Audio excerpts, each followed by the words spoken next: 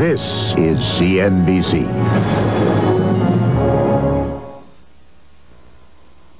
Selling a house is always tough and can take months of effort. The author has come up with what he says is a quick and easy way to sell a home in just 5 days.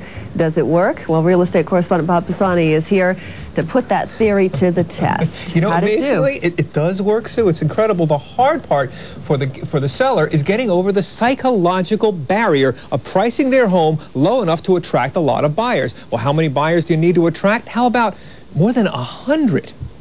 Steve and Cindy Watson are selling their home in Cherry Hill, New Jersey. They listed the home this summer for $189,000, had it for sale for 6 months, and we had 3 people come through during that whole time. Then we listed after a bit for $149,900 and got very little response. And then I read the book and put it in the paper for $99,500. The book was called How to Sell Your Home in 5 Days, and the author says he developed the technique in order to sell his own home. You take the lowest that we consider and you offer your home. If it's by Friday night, then you continue. If it doesn't get you 25 calls by Friday night, you cancel. And that's what Steve is doing. He put papers starting on Wednesday advertising his home for $99,500 or best reasonable offer, saying it would be sold Sunday night to the highest bidder. Buyers came out of the woodwork. What strikes me the worst is the price, $99 grand. You can't beat it. That's what most people said. You can't beat the price. But some, like lawyer Mitchell Feigenbaum and his wife Jody, were skeptical. There's a lot of things I think that a potential buyer needs to know about a home that they really can't determine in 1 or 2 days. What are the neighbors like? What's the neighborhood like? What are the schools like? But skeptics were in the minority as buyers kept coming and making bids.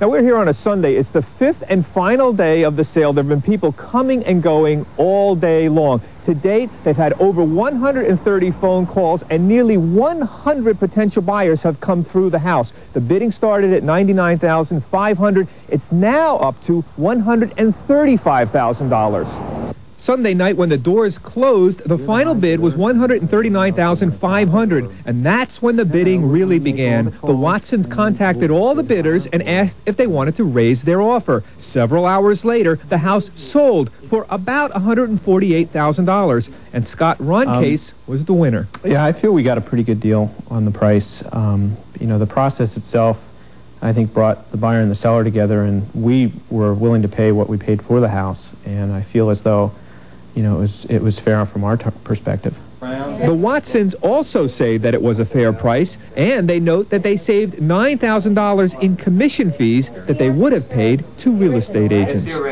So what kind of person would be right for this technique? Well, you need to be a seller who's eager to sell and willing to take some risk. Now, most sellers are not willing to do that, but note that the key to this technique is pricing low enough to attract bargain hunters who want the house and are willing to bid up the asking price. Now, for people who want some more information on this, Sue, tomorrow, Money Talk, 1:30 Eastern Time, we'll have Bill Efros on, the author, and he'll be answering phone calls from people. But an interesting idea. Okay, 1:30 p.m. Eastern Time. Thank you, Bob.